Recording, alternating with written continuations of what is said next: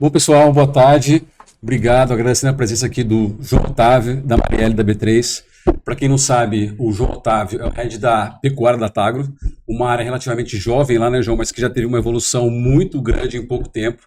A gente vai falar aqui sobre o que a gente tem feito pelo Brasil, andando diversos estados. O ano passado todo a gente já teve um projeto, o Boi na Estrada, que a gente fez em parceria numa futura da Tagro, agora a B3 junto também. A ideia aqui, pessoal, é ter um bate-papo descontraído, contar um pouco da história de vocês, falar um pouco da pecuária nacional, a importância dela para o Brasil, né, para o nosso PIB, e o que é o Brasil na pecuária mundial, na cadeia de proteínas, que, enfim, tem uma importância muito grande, eu não sei se todo mundo sabe, né?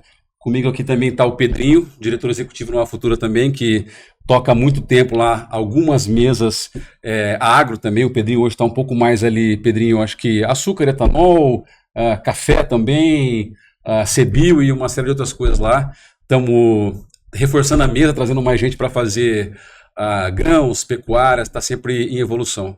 Mas eu vou começar aqui com o João. João, obrigado pela presença novamente. Queria que você contasse um pouco da sua história, João. Como é que você foi parar na Datagro, como é que você foi parar na pecuária? O João tem uma história familiar, geralmente quem está no setor de agronegócio tem uma paixão pelo negócio mesmo, né, João, que vem de família, e enfim, João, obrigado pela presença, deixar você falar um pouco da história. Esse tem DNA, viu? Muito obrigado, Henrique, muito obrigado, Pedrinho, acho que é um prazer muito grande para a Datagro ter Nova Futura como parceira desse projeto. Indicador do Boi da Tagro na Estrada, desde o início, no ano passado a gente esteve junto, e agora é uma honra muito grande também a gente estar junto com a B3, e de fato agora ser o indicador que passa a liquidar os contratos futuros em bolsa, já está valendo desde fevereiro isso agora, estamos muito contentes com os resultados já que estamos tendo em pouco tempo de aumento de liquidez no contrato. Mas falar um pouquinho da minha história, eu sou o João Otávio Figueiredo, eu nasci em Guaratinguetá, no interior de São Paulo. Sou família de produtor rural, meu avô plantava arroz, meu pai migrou para pecuária no Mato Grosso do Sul, em Três Lagoas, inclusive o estado que a gente vai estar na semana que vem. Então, dedicado, sempre nasci, vi meu pai negociar boi no mercado físico e também boi no mercado futuro. Meu pai teve uma história também dentro da corretora, que fez bastante contratos, né? Ajudou também a colocar muitos contratos novos com o Júlio Pisa, com o Álvaro Borges, uma turma que o Pedrinho lembra bem, né? Então, uma coisa do destino poder estar tocando isso na pecuária hoje. Então, minha trajetória foi, como muitas das pessoas do interior, vêm estudar em São Paulo, me formei na Fundação Getúlio Vargas, na GV, e desde então trabalho com agro, estou 10 anos na Datagro, fui para o setor de bioenergia, cana, de commodities em geral, e tenho uma honra muito grande de 4, 5 anos estar liderando essa área de pecuária na Datagro, que é uma área, como você falou, recente, mas em pouco tempo a gente conseguiu já ganhar uma relevância importante no mercado, tanto na área de indicadores quanto na área de pesquisa. Então é um pouco disso para a gente aquecer a conversa aqui, Henrique. Legal.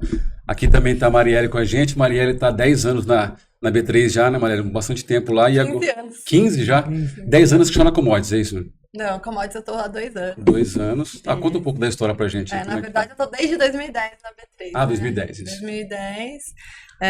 Entrei lá como analista.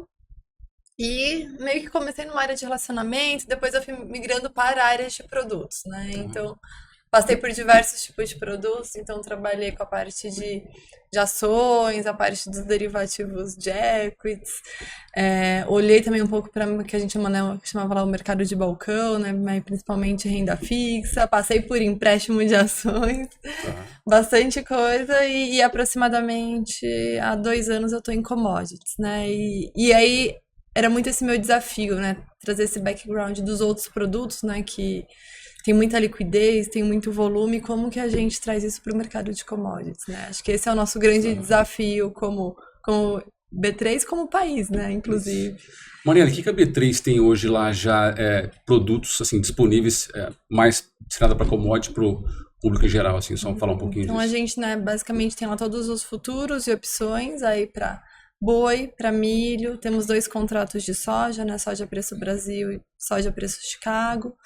2 contratos de café, um pro Arábica, um pro Conilon, e o etanol.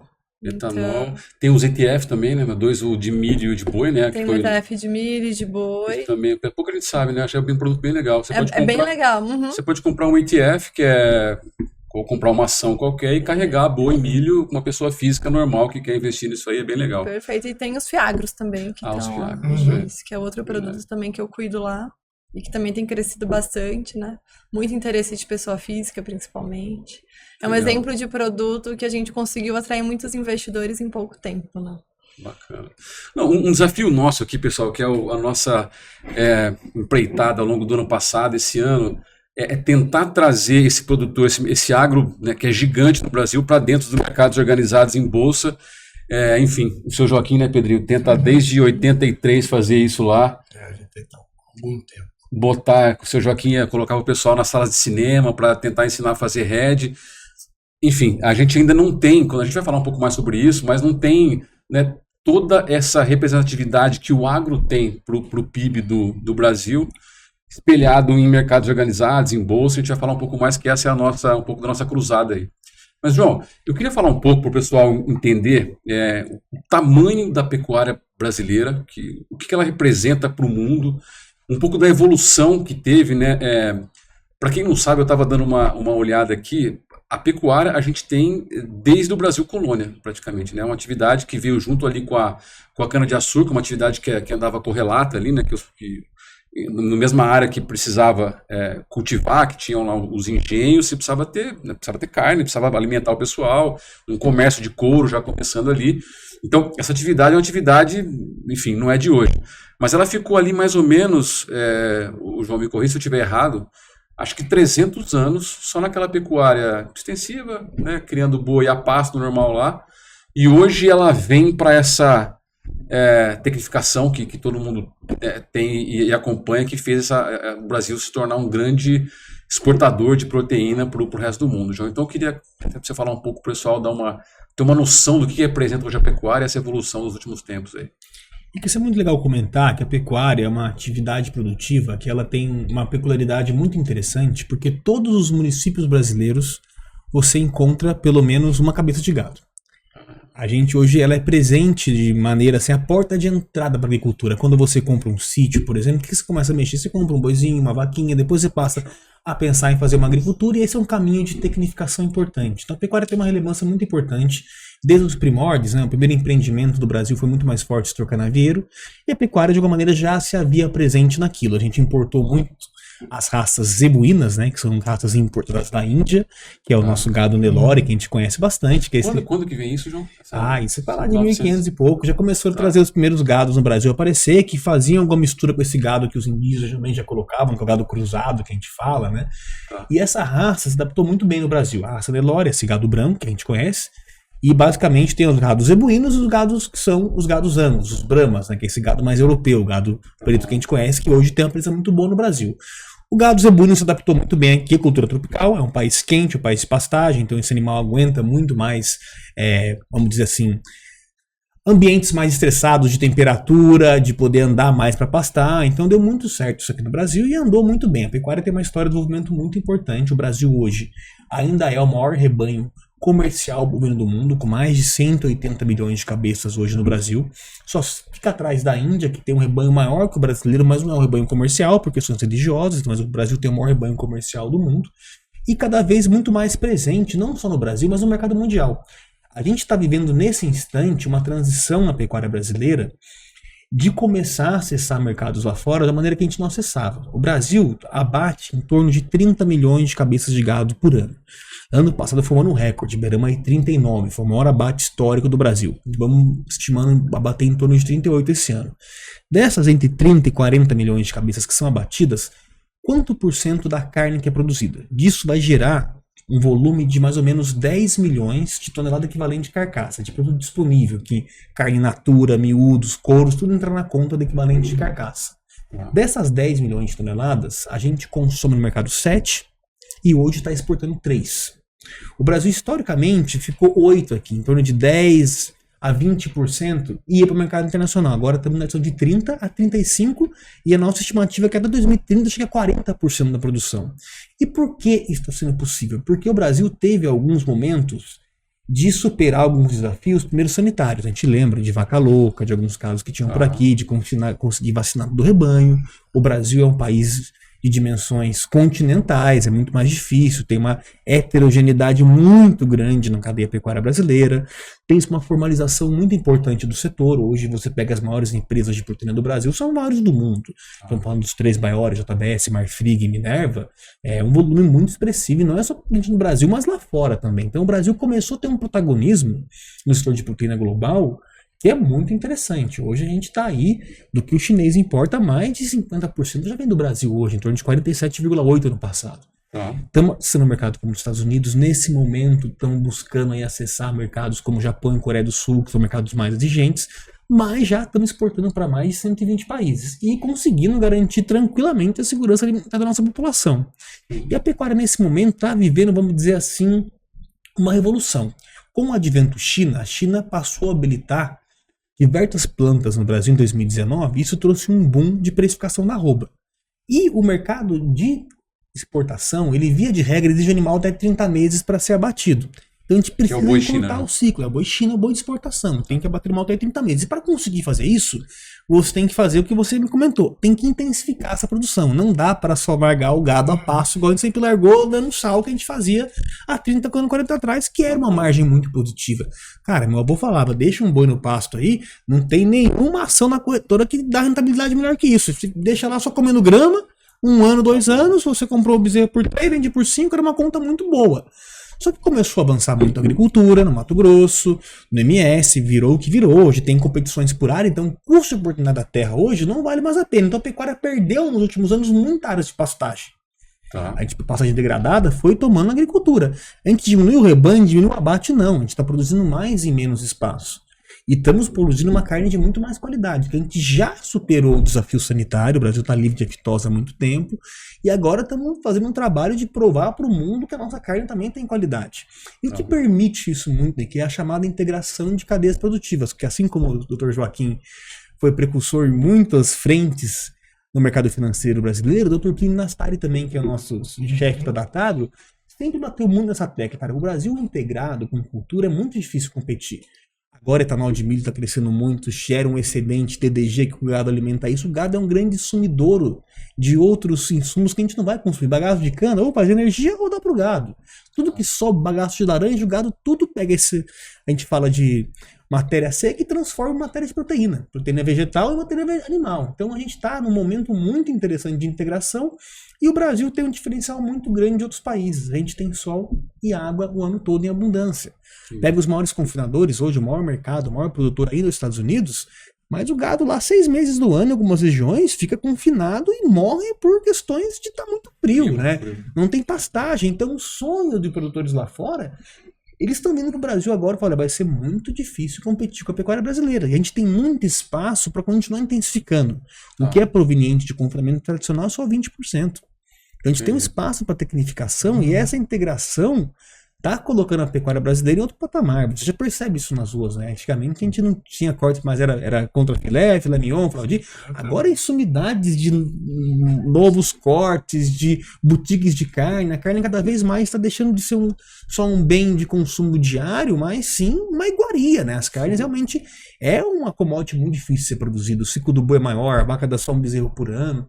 Então acho que é um momento muito interessante, é uma coisa que está acontecendo de maneira silenciosa, mas a gente olhar a longo prazo a projeção da pecuária nacional do Brasil, assim, é muito entusiasmante, porque você olha nossos competidores, a Austrália está desertificando o país cada vez mais, dificuldade, mão de obra cara, não tem mais onde crescer lá. A Argentina tem uma limitação de espaço, um gado de muita qualidade.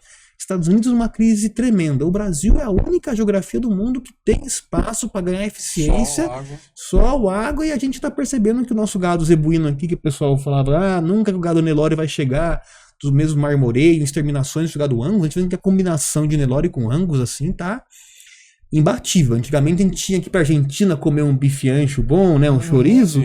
Hoje em dia, eu brinco com meus amigos, as melhores churrascarias brasileiras não ficam nada para trás de Argentina e Uruguai. Acho que a gente tá dando um salto muito legal. Ô João, e tem um gráfico legal que vocês colocam geralmente na apresentação quando a gente faz os nossos jantares aí pelo Brasil do Boi na Estrada, que acho que pouca gente sabe também, e você comparando o preço da carne aqui com a carne dos Estados Unidos, né? Fica... O preço do colchão duro lá, como é que é? Que não sei. Não, vamos começar com o boi, né? Hoje a arroba brasileira está em torno de 50, 55 dólares. Os Estados Unidos está 110 dólares. É o dobro do preço. E quando vai para os cortes aí, você pega contrafilé no mercado americano, se for converter em reais, passa de 350. Então, a população brasileira... 350 reais o quilo do contrafilé no mercado lá normal. E tô falando do contrafilé do Select, assim, pegar Normal. os joists, os prêmios lá, passa muito disso, né? A gente, enquanto sociedade no Brasil, não tem, às vezes, dimensão do quanto a gente é abundante em termos de oferta de alimento. A gente pode Mesmo realmente com essa pecar alta, em né? muitas outras coisas. A gente é um país muito desigual, tem outros problemas de renda. Mas em oferta de alimentos, Henrique, não tem nenhum lugar do mundo. Você traz um gringo aqui e fala pra ele do tal do rodízio, ele não entende. Como é que eu vou pagar 200 reais e comer carne à vontade desse jeito? É verdade. Você vai para os Estados Unidos, você vê lá Ouzi, você vê quantas. Eles pesam o seu bife, vai uma carne de tanto. Japão, por exemplo, então, cara, a carne bovina, aniversário de alguém, você manda o Kobe Beef, é um presente, é um evento, né? Olha isso. Então a proteína, a carne de boi que a gente come aqui, realmente ela tem que ter um valor agregado, porque ela não é fácil de produzir. O boi ocupa muito espaço, consome bastante água, tem um ciclo longo, então a gente não tem essa dimensão, mas a carne bovina do Brasil, a gente tem Não, uma mas mudança comparando muito com o boa. preço lá fora, a gente é abençoado aqui por Cara, comer carne nesse preço ainda, né? E é cultural, né? O brasileiro tem uma paixão pelo churrasco, pela carne bovina, nossas celebrações são muito regadas a churrasco, as famílias se encontram, né? Então é uma coisa que é presente na nossa cultura do dia a dia mesmo, e de diferentes maneiras, né? Presente no Rio Grande do Sul, com a sua costela, é presente também lá no Nordeste do Brasil, que fazem as carnes de sol de outra maneira, né? Então o consumo de carne bovina é algo muito presente no dia a dia do brasileiro. Ô, João, e mesmo com toda essa diferença de preço que você falou, o nosso preço em relação a uma arroba, nossa aqui 55 dólares, Estados Unidos 110. A gente ainda, se for ver então, acessa, dar essa diferença de preço, né? Poucos mercados relativamente, né, se for ver, porque João, a gente exporta hoje para quem mais? Não, a China, que você falou, um caso gigante, mas a vizinhança ali, algumas coisas, não era para estar em muito mais lugar isso, João? Na verdade, a gente está aí, a gente está exportando para mais de 120 países hoje. A gente tem dificuldade de acessar alguns mercados mais exigentes que sempre fecharam um pouco a porteira para o agronegócio brasileiro. Tá. Tem algumas insanidades no mercado, por exemplo. A carne neozelandesa, por exemplo, eles fazem um chamado grass beef lá, que é o boi a pasto. Ela tem um prêmio de 30% na União Europeia de entrada. O Brasil, como você falou, a gente faz carne a pasto aqui há 300, 400 anos, nunca ninguém nos premiou por fazer um gado a pasto. Entendi. Então tem umas, vamos dizer assim, inconsistências para ser delicado Aquele no jogo mercado comercial mundial. ali. Que sempre protejou, e o Brasil também tem parte de culpa nisso. A gente nunca fez tão bem a lição de casa. A gente passou a exportar carne de maneira mais, vamos dizer assim, com volume faz 10, 15 anos que está avançando bastante. Então a gente está habilitando, a gente está abrindo esses mercados lá fora e estamos também endereçando para o mundo que a gente não tem mais problema sanitário, que isso já foi tudo muito superado no Brasil, que a gente realmente está fazendo um gado hoje, não é mais só o gado zebuíno, igual a gente fala, tem muito gado Nelore, muito gado Angus no Brasil, tem muitas raças que chegaram e está se tecnificando muito a cadeia também, né? Antigamente a pecuária das cadeias produtivas do agro é mais atrasada, se eu comparar com o complexo soja, com cana, a indústria já se modernizou muito mais, a pecuária tem uma modernização mais recente, mas ela está vindo a galope. João, a gente começa a andar pelos confinamentos lá, pouco que eu fui com vocês ali, é igual você disse, né? Tem um lugar que é Fórmula 1, né? Assim, o pessoal não sabe o tanto de ciência que tem naquilo ali para você transformar, né, o complexo de alimentos o boi em carne, e o tanto que o brasileiro é eficiente nisso, né? É um negócio absurdo, né? Cara, Henrique, a gente é muito eficiente da porteira para dentro, a gente sempre comenta, né? Então a gente tem... assim, vai para o Mato Grosso, eu estou de Rondonópolis agora, é impressionante o que acontece lá. Essa integração de lavoura com pecuária, eu vi operações lá, Pedrinho e Marielle, que você vê lá o cara colhendo o milho e já vendo lá atrás plantar o capim, que depois de 30 dias o gado já está entrando, a cerca é colocada, assim, tem um nível de eficiência, assim, que é... O mercado drones filmando, o boi que está sentado, o boi que está em pé. No mesmo lugar, você faz soja, milho, naquela mesma fazenda está integrada com pecuária. Isso traz o Brasil não só uma beleza, mas traz renda, isso traz desenvolvimento para o país. Então você vê essas regiões do centro-norte brasileiro, vamos para Lucas do Rio Verde, para Sinop, a revolução que aconteceu nesses lugares nos últimos 30, 40 anos é algo assim de se celebrar, né? Então é um momento muito interessante e agora a gente está nesse momento aqui, que esse trabalho junto com a B3, Nova Futura, e a Datagro também está participando bastante, de começar a trazer mecanismo que o produtor também seja eficiente da porteira para fora. Eu acho que esse trabalho que a gente está buscando cada vez mais calibrar o mercado futuro do boi gordo no Brasil, que o Pedrinho lembra muito bem disso, já teve muito mais força. A gente lamenta que tenha passado por uma turbulência, que eu acho que agora a gente está ajustando as turbinas aí, e é um mercado que tem um potencial assim, que não é o potencial do contrato, né? É o potencial da pecuária brasileira. Então a gente está muito entusiasmado de começar também ser eficiente para fora, ter um mercado futuro estruturado, se comunicar melhor também, porque acho que é uma falha do agro brasileiro, muitas vezes é muito silencioso, né? A gente tem que contar o que a gente está fazendo lá fora, tem que trazer exemplo para isso, porque eu vim do interior de São Paulo e vim estudar aqui em colégio de São Paulo, vim para o Dante Alighieri, em colégio tradicional, fui para a GV. Meus amigos mais urbanos não têm muita ideia do que acontece aí. Eles não têm ideia dessa NASA que a gente tem na pecuária brasileira lá fora. A gente tem que realmente fazer propaganda em torno disso e se defender, porque a gente vê que o mercado mundial sabe muito bem disso e muitas vezes nos ataca em lugares que não são justos, né? Os governos deixam tudo aquém, né? Falta muita política pública. Política pública, eu digo de abrir mercado, essas coisas todas, mais agressiva. Não que não tenha, falta agressividade um pouquinho. E todos os governos, não importa quem esteja ou quem já passou, né?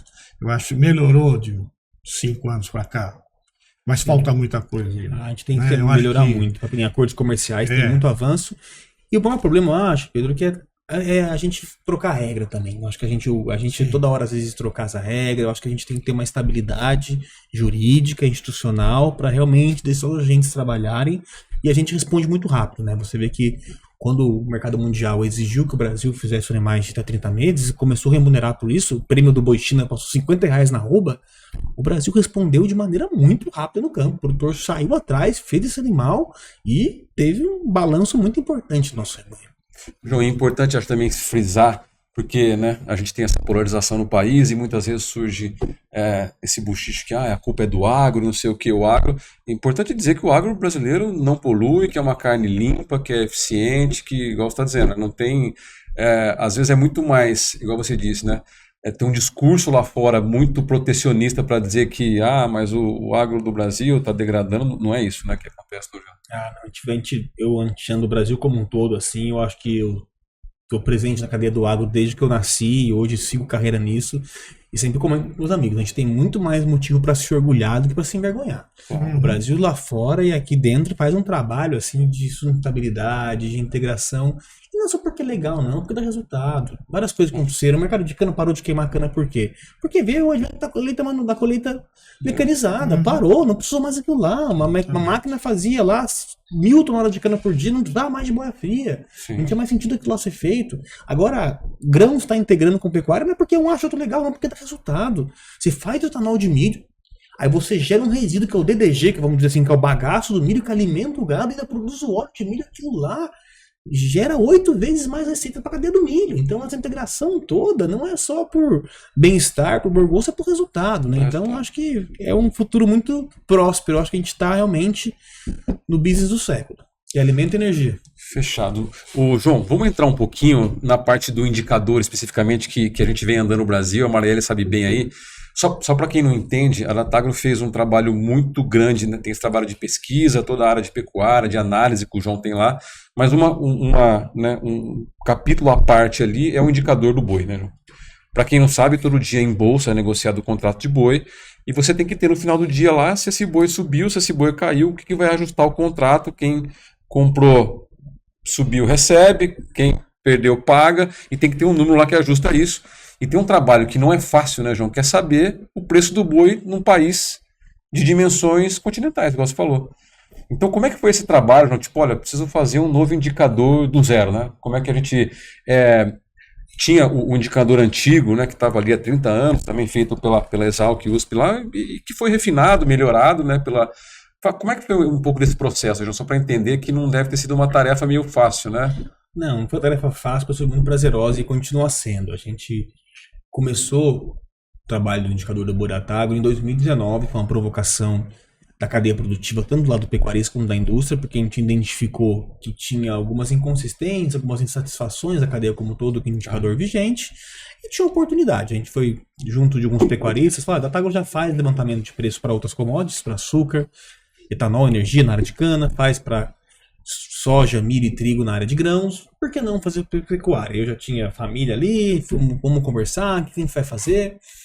E a gente começou a tatear esse mercado, montou uma plataforma, que é um aplicativo que hoje todos podem acessar e no qual o pecuarista publica suas negociações por lá. Depois, nesse meio tempo, a gente foi também conversando com as indústrias, ver a possibilidade do pessoal reportar as negociações para a gente também, e o indicador foi ganhando corpo, foi ganhando amostragem, porque o indicador ele pode ter a maior metodologia do mundo, a maior plataforma, se ele não tiver o chamado insumo, que é os dados, que é a amostra, a gente não vai para lugar nenhum.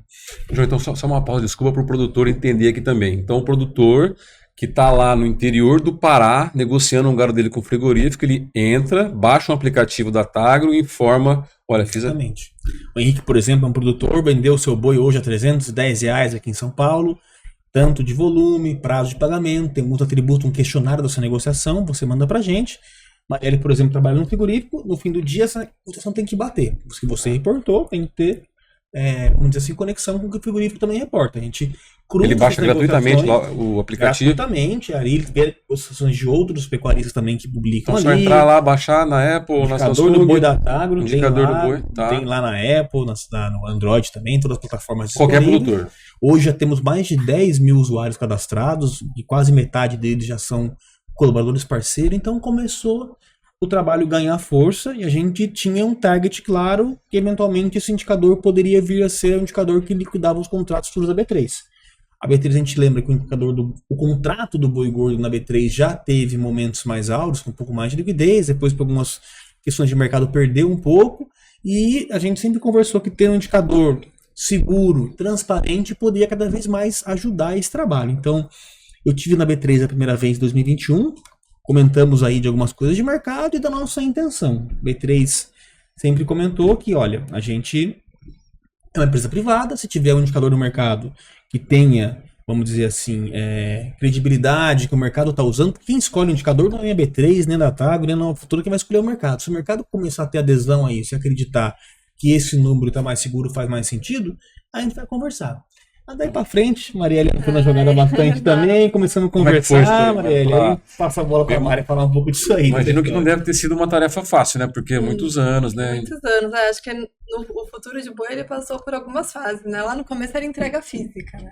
Nossa, Marielle, esse é um bom ponto. Fala um pouco disso aí, porque as pessoas não fazem ideia, né, Pedrinho? Como é que era essa entrega de boi físico, futuro? Eu posso falar, se vocês quiserem, porque eu presenciei isso na pele, né? Então, só para entender, as pessoas, você negociava boi em bolsa, comprava ou vendia, alguém tinha que pegar esse boi e entregar em algum lugar. O que acontecia? Você poderia fazer entrega física até 750 quilômetros dos 4 pontos de entregas, Bauru, Araçatuba, Três Lagoas, né? Três Lagoas, não, são Paulo, os 4 de São Paulo, Bauru, Marília, Prudente, eu não vou lembrar o outro agora. Araçatuba, Prudente, Bauru e Marília.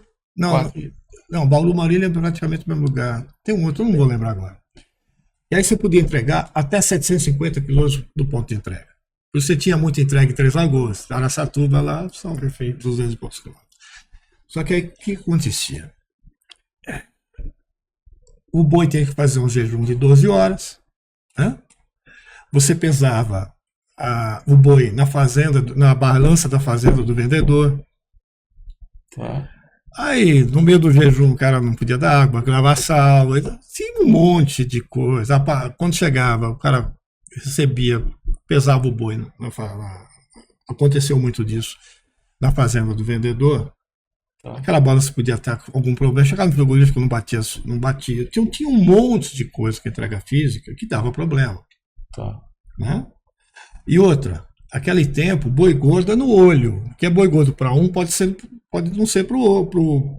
Que é para o vendedor, pode não ser para o comprador. Então tinha muito refúgio. Você tinha que mandar árbitro para lá. A bolsa mandava um árbitro para ver. Você tem uma ideia. Se boi tá gordo, não tá gordo. Era uma confusão. Era uma confusão. E você podia entregar, era boi de 350 a 450 arrobas. Ah. Com 5% para mais, por menos. Quer dizer, isso estava no contrato. Você ia lá, tinha boiada de 19 arrobas.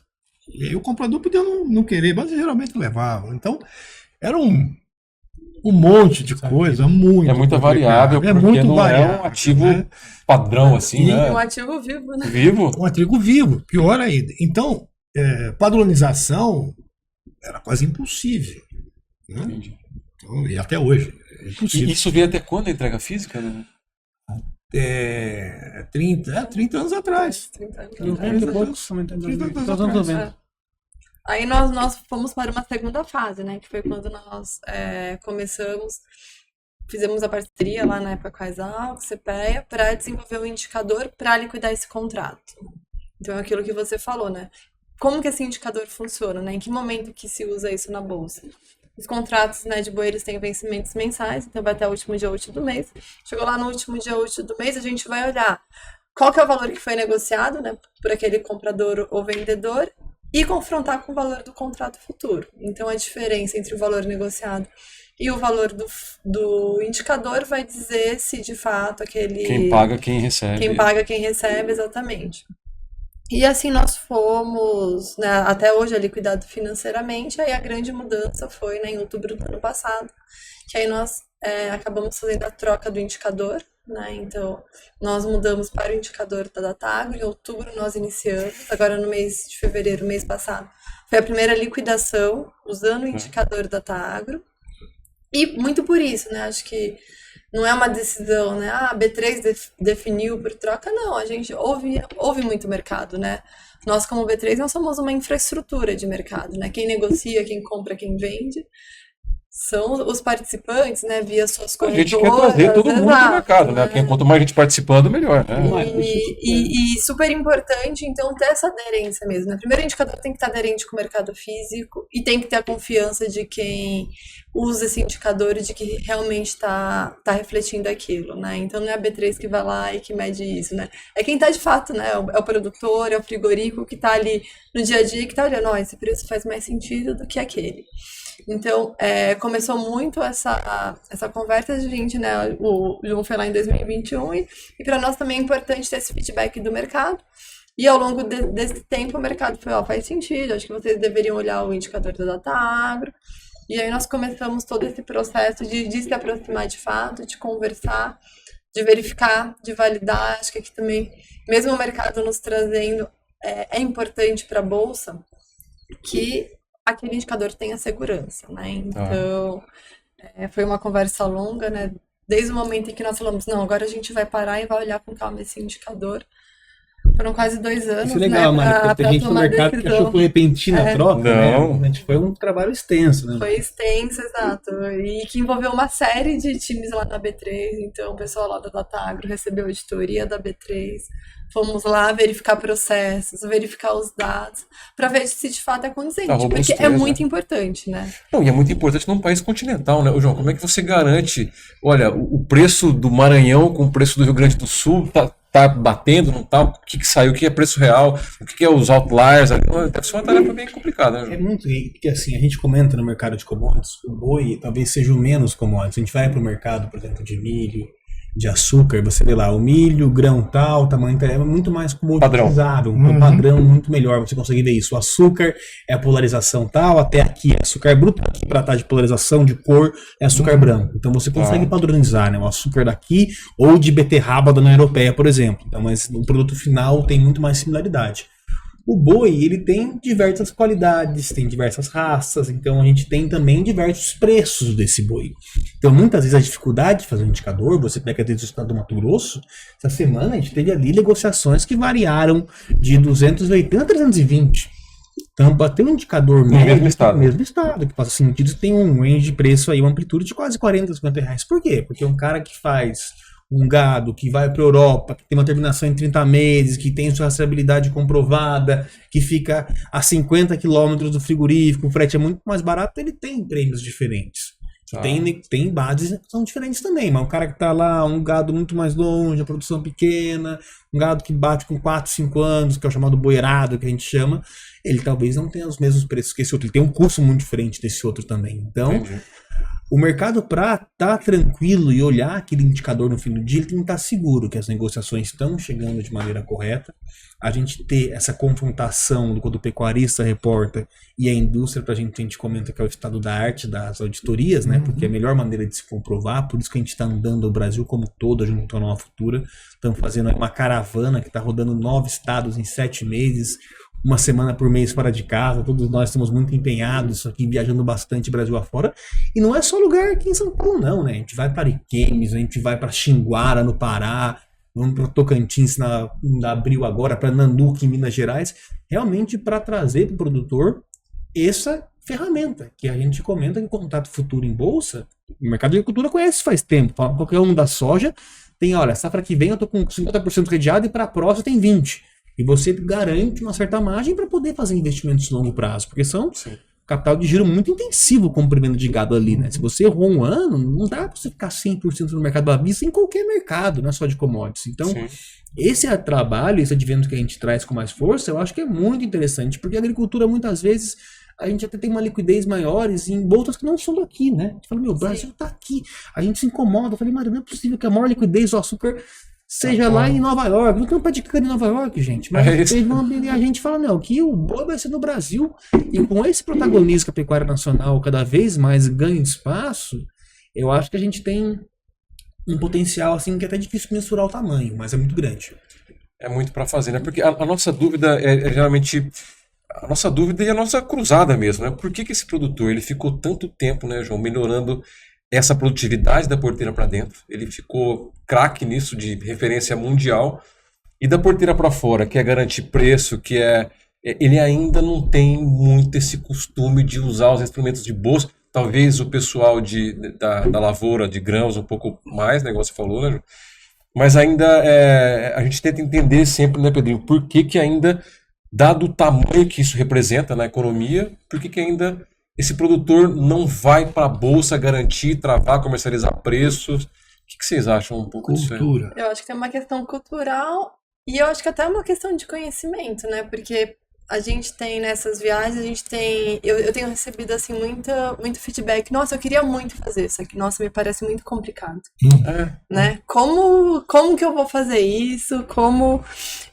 Então acho que assim é um papel de todos nós, né? É um papel da bolsa, é um papel das corretoras, levar esse conhecimento, levar essa segurança, né? De como pode ser feito, de como ele pode ser usado de fato como uma ferramenta de proteção, né? Porque muitas vezes também eu ouço assim, existe aquele mito, eu vou operar contratos, não, isso é muito arriscado, né? Como assim? Né? E não, arriscado é não fazer, né? Arriscado é não fazer, né? O preço que tá a vida dele ali na terra. Exatamente, né? Ele começou a produzir aqui, ele vai ter um resultado lá na frente. Ninguém sabe como que vai estar o preço dessa arroba lá, né? Sim. Então, se ele deixar isso à mercê do mercado, e é um preço que ele não controla, né? Não controla. Ele pode perder todo um planejamento que ele fez e cada vez mais, né? Como o João falou assim, não é mais deixar o boi ali no pasto e a margem, né? É muito investimento, é muita tecnologia e tudo isso custa, né? Eu acho que é bom deixar isso claro, né, Marielle? Porque parece que a bolsa é arriscado é não fazer, né? É deixar esse preço oscilar livremente. O produtor sabe ali... a maioria sabe o que é custo, o que ele tem de custo, e deixar isso aí oscilar sem previsão nenhuma, que se torna um risco muito grande, né? E não tem nada de... Pedrinho, isso não é ciência de foguete, né? Não é nada... Não, é muito pelo contrário, né? Todo mundo vê a bolsa como uma casa de especulação, né?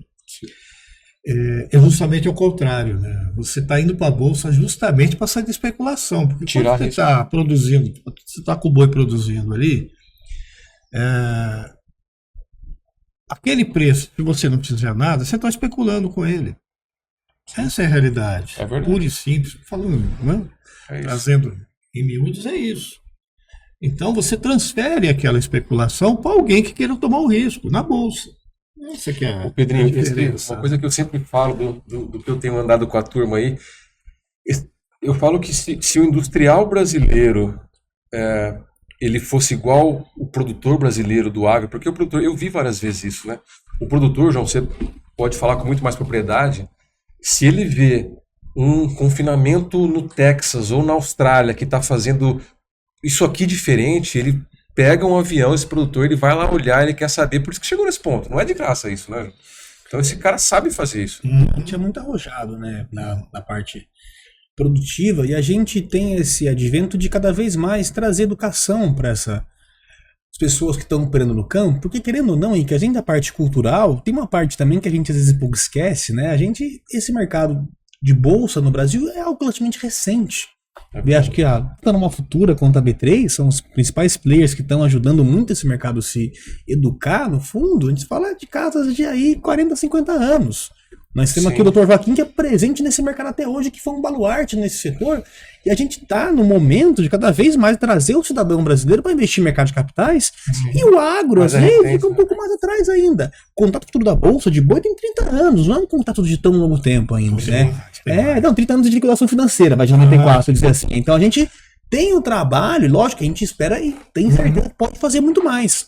Mas eu acho que tem esse trabalho educacional, que eu acho que ações como essa, de estar indo pra estrada, é fundamental. Trazer esse cara pra cá e mostrar pra ele que não é só Faria Lima, não, né? E que muitas vezes a gente não entende, né? Eu acho que essa parte do agro estar na Faria Lima, isso já é uma consequência muito importante.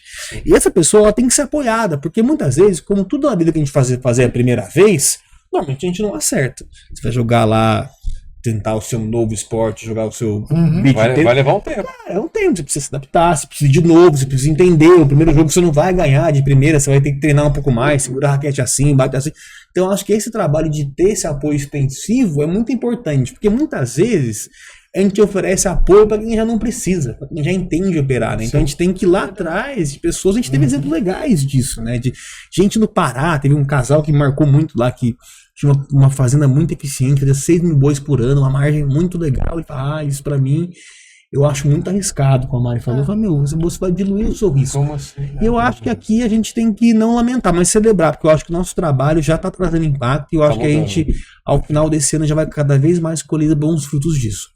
Eu vou até complementar uma coisa para vocês, que é o seguinte. Ano que vem eu faço 50 anos de mercado de capitais já. 40 anos no agro. Então, e tentando pela Bolsa. Então, eu, desde de 80, eu acho, 82, eu não lembro direito já, a gente já fazia esse tipo de coisa, de ir pro interior, fazer... Campo, explicar. Então, hoje, a gente tem algumas coisas que faltam para a gente conseguir fazer com que o agro dê um boom maior. Primeiro, a gente não tem nenhum tipo de política de financiamento para que esse pessoal possa fazer esse hedge. Por quê? A gente tem que ser muito, tem que saber muito as coisas pelo seguinte. Qualquer pessoa que vai fazer uma proteção em bolsa vai demandar caixa, ou para comprar uma opção, ou para carregar um futuro, vai demandar caixa. E quando a gente fala que em Chicago a soja gira 15 vezes a safra mundial, mas como é que o produtor opera? O produtor não opera diretamente, ele opera o produtor, o confinador. Eu lembro que em 98 a gente foi em Chicago para visitar as bolsas, junto com a P3, na época era a BMF, né? Foi uns grupos, algumas corretoras, e levaram a gente em Kansas para pegar conhecer um confinamento. Então eu já fui aquele, vou conhecer um confinamento maravilhoso. Né? Não, vamos lá conhecer um confinamento pequeno, 2, 3 mil, pequenininho.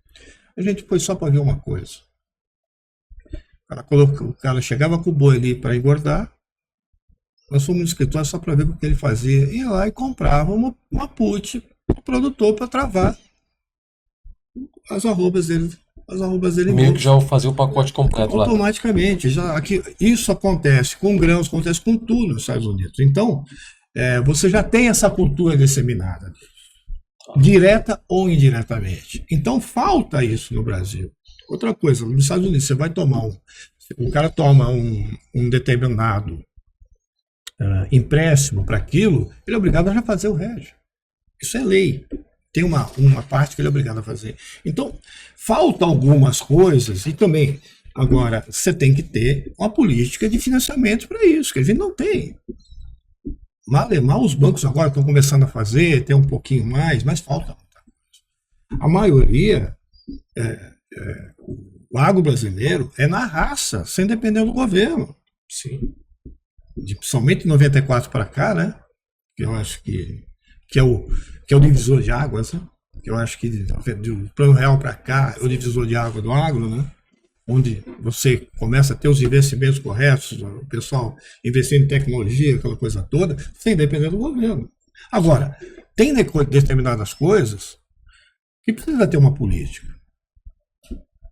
Tanto de educação quanto financiamento. Sim, isso é fundamental, né? Isso a gente não desviar um pouco, mas a gente lamenta muito, porque o produtor rural no Brasil tem a imagem de ser muito protegido, e é pelo contrário, a gente vê lá, tem declarações, uma vez meu avô comentou comigo, uma passagem do presidente Reagan nos Estados Unidos, perguntaram para ele qual que era o principal ministério que ele tinha.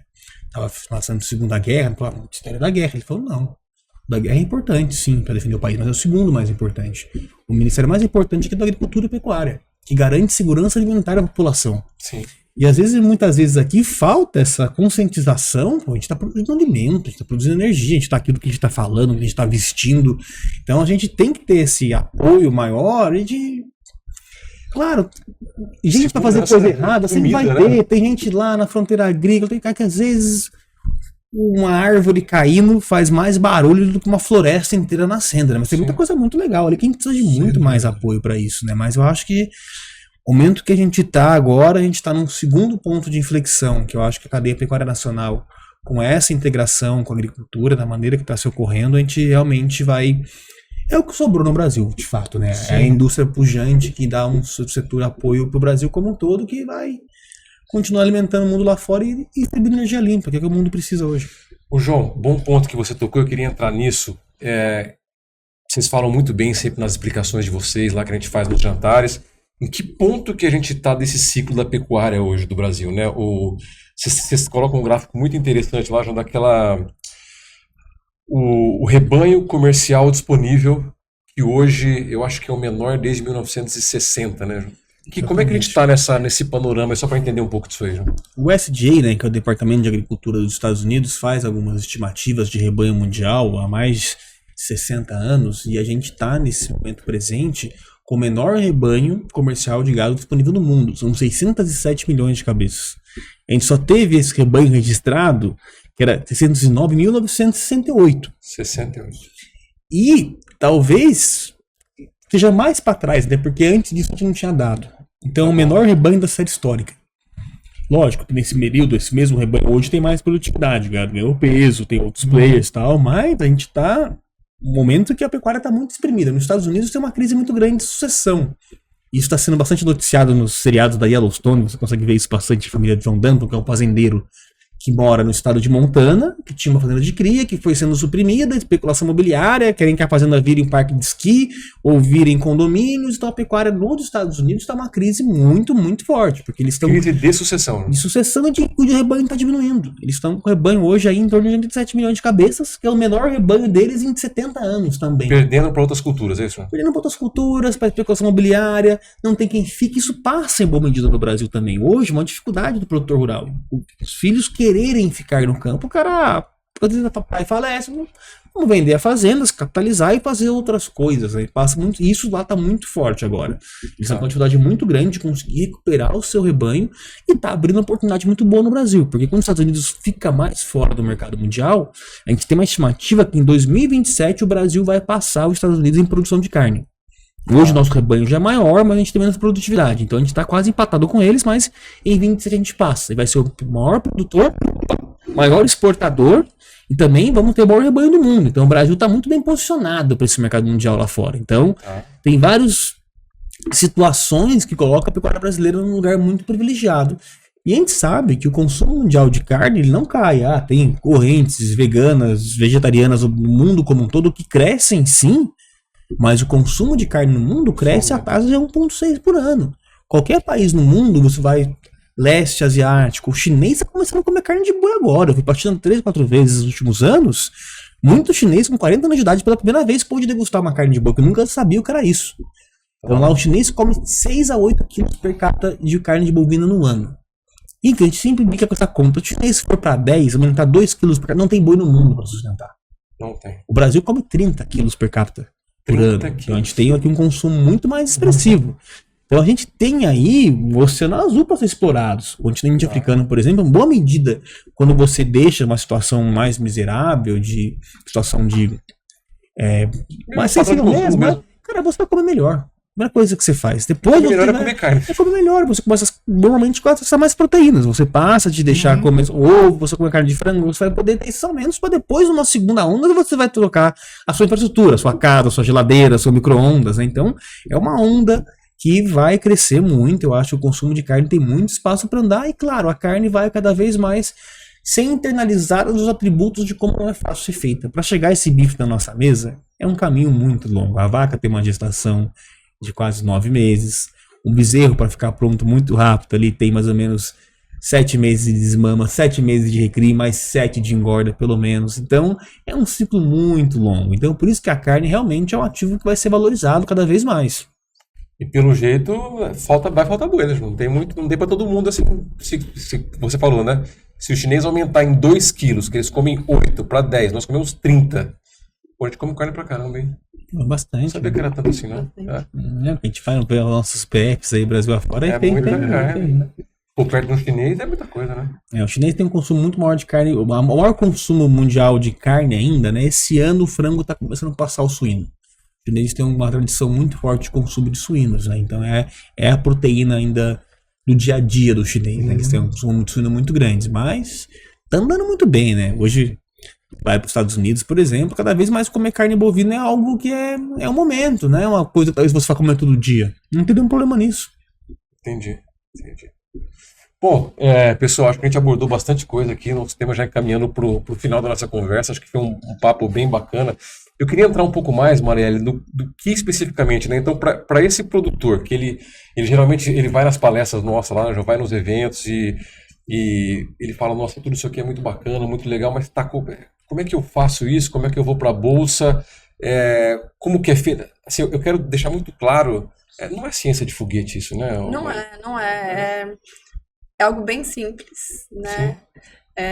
Tem que saber como fazer, obviamente. Eu acho que aqui, e o que a gente fala muito eu não preciso fazer o RED de 100% do meu rebanho. Vou começar, vou lá, compro um contrato futuro, vejo como funciona, vai se familiarizando com aquilo, né? E depois você vai aumentando a participação desse tipo de trava dentro do seu negócio e tudo mais, né? E a gente sempre fala, né? Se você é um produtor, né, você não pode comprar contrato futuro, né? Se você tá alavancando. Deveria redear, isso. Né? Então, quando a gente fala, você tem que fazer o hedge, você tem que se proteger, travar o preço, vende o boi futuro. Né? Tá. Então, ou você entra no mercado de opções também, né? Que o futuro é um compromisso, né? Você é obrigado lá na data de vencimento, você vai ter a liquidação financeira, né? Você não tem que entregar. É muito claro, acho que é bom que fique bem claro, você não tem que ir lá entregar o boizinho físico, da empresa, exato. E a opção não, a opção é seguro, né? Você vê, eu fui lá e vendi, comprei uma opção de venda a um preço lá de R$320 arroba. Chegou lá no vencimento, o preço da arroba no mercado físico tá 340, eu não exerço essa opção.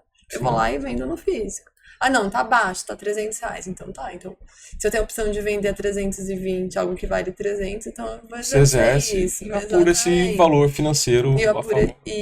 Então tem instrumentos, tem formas de fazer. Eu acho que quem tiver interesse, depois se quiserem deixar o link aqui, a gente tem os nossos cursos básicos. Que explica, isso é importante, hein?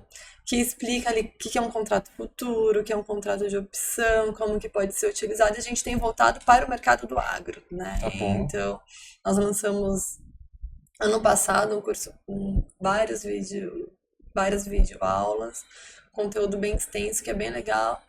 E aí começa ali a despertar curiosidade, então vou testar, vou ver como faz um contrato, né? Com certeza as corretoras também vão ajudar a escolher o melhor momento de entrar, o melhor preço.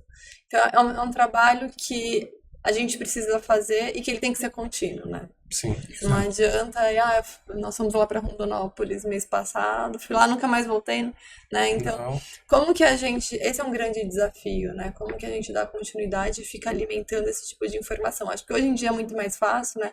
Mídias sociais, essa conversa que a gente está tendo aqui, que vai ficar gravada aqui. A gente vai divulgar pro pessoal. Vai divulgar bastante então, acho que hoje facilita muito mais, né? O conhecimento é muito mais fácil de ser divulgado. mas é importante também colocar em prática, né? Não ficar lá só estudando, começar a de fato Bom, a nós operar. vamos continuar essa cruzada aí, né, João? Nós estamos na estrada, continua, né, Pedrinho? O Pedrinho, a turma aqui está lá em Três Lagoas agora, dia 20, né, João? Quinta-feira que vem. Quinta-feira que vem, Três Lagoas, depois Tocantins, João, na sequência. Minas Gerais, vamos para 2 cidades, vamos fazer Uberaba e Nanuque. Tá. Depois, na sequência disso, vamos para Rondônia, em maio, fazer. Rondônia são 2 também. São né? 2 cidades, Vilhena e Ariquemes. Depois seguimos para Goiânia, em junho. Depois, na sequência, temos Xinguara, no Pará. E por último, Feira de Santana, na Bahia. E fechamos toda essa rodada no nosso Fórum Pecuária Brasil, dia 17 de setembro, aqui em São Paulo, que a gente traz, eu acho, esse movimento interessante de andar o Brasil como um todo e depois ter uma reunião de mercado aqui em São Paulo. Então está sendo um prazer muito grande. Produtor, então, aí fica ligado nessa agenda, né? São vários, alguns meses são 2 eventos por mês, então vamos rodar o Brasil de novo. O ano passado fizemos o ano todo, né, praticamente, acaba no Fórum da Pecuária ali, como o João falou, e quem tiver interesse, participar dos eventos, falar, tem a turma da Tago ali. A B3, que igual a Marielle falou, é bem importante essa parte. Tá lá os cursos para a pessoa fazer, disponível. Então, assim, não é ciência de foguete. Nós estamos aqui tentando fazer nossa parte, né, pessoal? Estamos na estrada aí, né, Pedrinho? Pedrinho já há 50 anos fazendo isso só, né? Eu acho que a gente não pode nunca parar primeiro que a gente tem uma filosofia na corretora, isso é o DNA, tá no DNA nosso, que a gente acredita no agro, gosta do agro, gosta de trabalhar com produtores, com as indústrias, quer dizer, a gente está acostumado com isso. E é muito prazeroso quando você vai para o interior, você abre um cliente novo, você não tem ideia como é prazeroso isso. Isso é uma coisa. Então, a gente tem que fazer. Pena que tem muito pouca gente fazendo isso. O Brasil é um universo muito grande e eu gosto de tocar bem sempre nessa ferida, porque uma andorinha não faz verão. Essa é a realidade. Então, teria que ter muito mais iniciativas como essa que a gente está fazendo. A Nova Futura sempre tenta ajudar no que pode, criar mercado. A gente tem que criar mercado. Não importa se o cara vai operar com a Nova Futura, vai operar com outra corretora. Esse cara operando é mais liquidez para o mercado, não importa onde ele esteja. Todo mundo cresce, né? Todo mundo cresce. Mercado grande é melhor do que o mercado pequeno estacionado. Então, não importa. Então, a gente tem que ter mais iniciativas como essa, mais gente trabalhando. Isso que eu acho que ainda vou ver isso. Eu tô um pouco, eu sempre sou otimista por natureza. E hoje em dia eu acho que está um pouco mais fácil de você chegar com essa disseminação de mercado de futuros, mercado de opções. Acho que está um pouco mais prático. Eu sou um pouco mais capitalizado, então hoje está um pouco mais prático. Isso há 40 anos atrás, eu vou te falar que era muito difícil. Muito difícil. Mas... rede social, né, Pedro? Agora, então, mais isso, né? Você tem condição de ter uma disseminação muito mais fácil. Você tem, como você falou, o Joaquim colocou 300 pessoas num cinema em Astorga para fazer uma palestra sobre boi, sobre pecuária. Sim. Então, hoje não, isso você faz online, hoje é muito mais prático. Né? Então, e uma coisa que eu tenho visto também, que no Brasil está acontecendo, a sucessão continua que é a coisa que acontece nos Estados Unidos. Né? Então, isso, o jovem, o adolescente, tem mais interesse nesse tipo de coisa. Então, é uma coisa. Só tem pontos positivos. Né? Eu tenho que arregaçar a manga e colocar a pastinha debaixo do braço. Vestir a bota e andar. Vestir a bota e andar, exatamente. E uma coisa interessante também, né, que aí a gente tem lá a visão da bolsa, a gente recebe muito investidor estrangeiro interessado no mercado de commodities. Isso é muito legal, Mari. Eles têm muito interesse em entender como que funciona, tem muitos entrando, inclusive, então nós temos, né, os formadores de mercado que ficam lá na tela dando preço. Tenho muitos estudando e eles sempre perguntam, mas eu não consigo entender por que no Brasil, na Bolsa, o mercado não é tão desenvolvido quanto é no mercado físico mesmo de commodities. E passa muito por isso que a gente falou, né? É importante a gente também trazer o produtor, é importante a gente trazer a indústria, né? Acho que grande parte da indústria, principalmente os frigoríficos, já utilizam essas ferramentas. Mas isso também é a base, né? Porque, assim, esse perfil do investidor estrangeiro é aquele perfil que quer especular mesmo. Quer né? dar preço ali e tal. Quer dar preço. E é ele que vai trazer a liquidez para quem quer fazer o hedge, né? Então, eu acho que a gente tem um exemplo muito legal que é no contrato de milho, né? O contrato de milho, uns 5 anos atrás, ele negociava em torno de 5 mil contratos por dia, Tá. né? Com a entrada grande desses investidores estrangeiros, a gente incentivou também via B3, dando benefícios. Hoje a gente negocia perto de 20 mil contratos por dia. Olha aí, ó, que legal. Tem dias que isso bate 30, 40 mil. Então, é um trabalho também que a gente faz, né, olhando para o outro lado, né? Então, trazer tem muitas pessoas físicas também que operam, que faz day trade e tudo mais. Então, um mercado saudável tem que ter todas as figuras, né? Tem que ter o grupo ali que faz o hedge, tem que ter o grupo que está especulando, tem outros que, né, que fazem a arbitragem, eles dizem, qual que é o preço do boi aqui, o preço nos Estados Unidos, operam as duas bolsas, enfim, um mercado diverso. E o milho passou por uma coisa, mais ou menos, que está passando pelo o boi agora, de troca de indicador, de troca de... A gente já teve milho... Vai ter um indicador? Não. Eu digo trocas porque é o seguinte, nós começamos com milho, com entrega física, depois mudou com o indicador da FNP, aí teve uma entrega física onde se entregava em 4 regiões, devido a problemas de tributação de estados diferentes, foi para o indicador que é o que é agora do CPE. Entendeu? Tá bom. Isso é muito legal, Então, porque esse trabalho de indicadores, os indicadores, eles têm a natureza deles ter dificuldades, porque os indicadores estão sempre buscando refletir uma realidade social. Vamos pegar todas as negociações de São Paulo para fazer um preço médio acontecendo. A gente Preço vai, do físico mesmo, né, vai pessoal? conseguir mapear 100% dos negócios? Provavelmente não. Mas a gente tem que ter o quê? Tem que ter segurança e credibilidade em torno disso. Quando a gente vê lá o indicador de PCA de alimentos, você acha que ele reflete exatamente qual que foi a inflação de alimentos do Brasil? Não, ele Umas traz praças ali. um norte, ele traz um balizador que a sociedade acredita, que é uma metodologia segura, o que faz sentido para a gente, no fundo, medir inflação, medindo seja uma intenção de voto, que muitas vezes as pesquisas erram. Então, para medir o mercado de commodities é um desafio muito grande, mas com segurança para esse mercado. E eu acho que o Pedrinho falou algo muito legal, né, que o Mandorinha só não faz verão sozinho.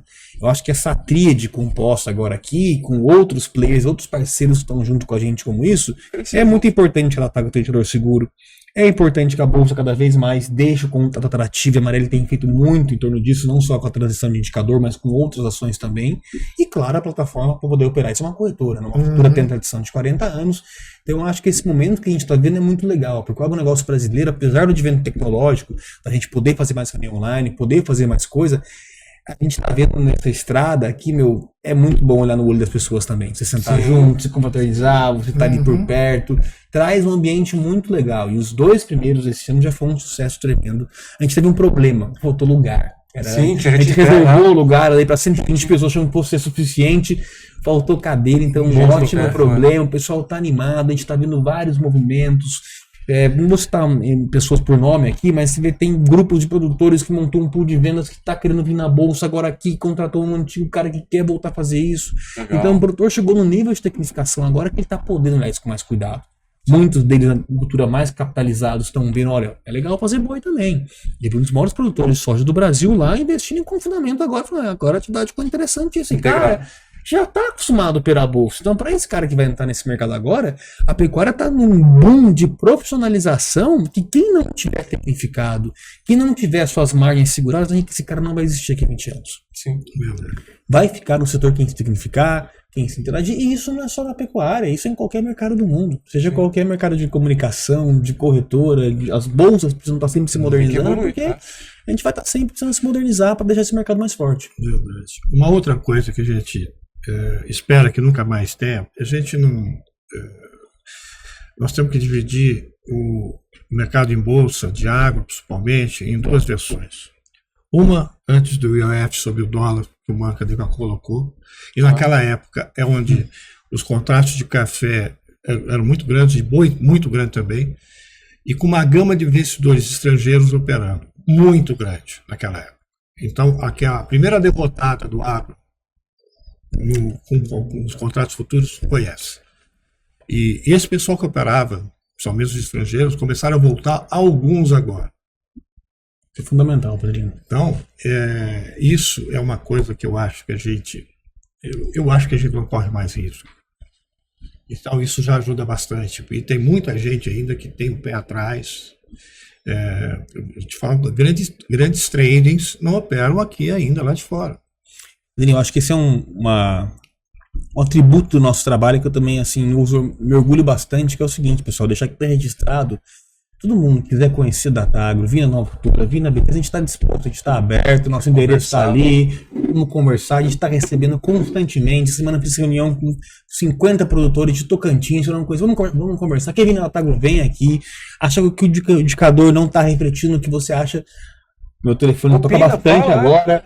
Vamos falar, vamos acertar, vamos ajustar, porque eu acho que esse caminho de transparência, que esse movimento da B3, da TAG, Nova Futura estão junto nessa agora, eu acho que é algo que é uma bala de prata também. Porque eu acho que a gente voltar a comunicar, esses fundos vão voltar, a gente está conversando com esse pessoal, a gente vai distribuir todos os nossos feeders, né, que são os indicadores, em outras plataformas, não só a nossa, estamos conversando com os maiores do mercado para esse pessoal lá fora poder olhar e ver, olha, cara, boi no Brasil vai ter liquidez, o mercado de exportação é o Brasil, então vamos olhar para isso lá com atenção, o indicador é seguro e vamos trabalhar muito para isso. Ô João, e acho que a gente vai colocar aqui na legenda depois, né? Mas para a gente ter cada vez mais um indicador mais forte, só explicar para o produtor. Então ele vai entrar ali, ele baixa, tanto na Apple Store, baixa como é que o aplicativo? Indicador do boi da Datagro. Indicador do boi da Datagro, vai baixar no celular, só colocar, vai fazer um cadastro simples, gratuito, e ele tem só que reportar as vendas que ele fez ali, enfim. Exatamente. Vocês fazem a contra-checagem lá. Site da Datagro, que é, Pedrinho? Indicador do boi, datagro.com.br, ali está todos disponíveis os nossos indicadores diários, né? Não só para boi, mas para vaca, para novilha, para reposição também, para preço de bezerro, garrote, boi magro, para vaca magra, para bezerra, gratuito, tudo gratuito, vocês podem entrar lá e está tudo disponível, que a gente realmente quer que esse mercado esteja no lugar que merece, com o tamanho que ele merece, porque a gente tem muito para fazer aí.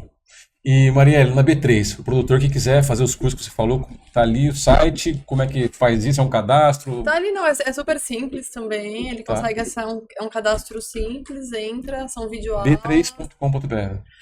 B3 Educação. B3. Isso. Tá bom, b3educação.com.br, a gente coloca aqui também. Aí tem um link específico da Trilha do Agro, também se já quiser entrar, que daí é um endereço maior. Trilha do Agro, tá bom, mas ele digita lá, ele vai achar. Isso, ou digita ali no Google, ele acha também facilmente. Bacana, bom, nós temos o nosso site também, novafutura.com.br, vai estar tudo lá, se quiser com mais informações, como abrir a conta gratuitamente, operar, né, Pedrinho? O Pedrinho tá na mesa lá, né, 50 anos quase fazendo isso. Quem quiser vir conversar, falar, explicar, a gente vai continuar a nossa cruzada aí. Pessoal, obrigado pelo papo, eu acho que foi muito enriquecedor, né, para a turma divulgar o que a gente tem feito, João, gastar sola de sapato, como a gente fez aí bastante tempo na estrada. E, enfim, acho que é só o começo, né, pessoal? Obrigado mesmo, obrigado, né, Pedrinho? Sensacional. Obrigado. Bom, a gente agradece também, acho que para a B3 é muito legal esses convites, né? A gente quer de fato tá próximo do agro. Acho que esse é um papel que nós temos e que a gente conta também muito com vocês e sem dúvida eu gostaria de agradecê-los por estar conosco nessa empreitada. Eu também agradeço muito, Henrique, agradeço muito, Pedrinho, muita B3 dando oportunidade de a gente conduzir esse trabalho com muita confiança, apoiando toda essa nossa incursão a campo, desde o ano passado da Nova Futura, esse ano tá junto com a B3, dá cada vez mais força ainda, a Cargill também nossa parceira na parte de insumos, então acho que tá acontecendo uma sinergia de diversos players que estão bem intencionados para isso. Eu acho que uma virtude muito legal desse trabalho também está sendo a integração desses elos da cadeia, né? Acho que cada vez mais acaba esse revanchismo, muitas vezes pecuarista e indústria, cada vez mais integrado. Nossos jantares foi exemplo disso, todo mundo junto, ter entendimento que isso é importante e o que de fato importa é que a atividade continua saudável, né? Eu acho que todo mundo cresce junto, a corretora, a bolsa, o pecuarista, o frigorífico, e vamos seguir com muita força e entusiasmo pelo Brasil como um todo. Bom, obrigado, pessoal. Então esse foi mais um Novos Insights, né? Que é um programa do Futura Talks. Tem os nossos canais no YouTube que vocês acompanharem também. A gente vai divulgar nas redes sociais, mandar os cortes aí para a turma ver, todo o vídeo lá. E é só o começo, pessoal. Obrigado mais uma vez aí. Obrigado, Pedrinho. Obrigado a todos os nossos ouvintes aí.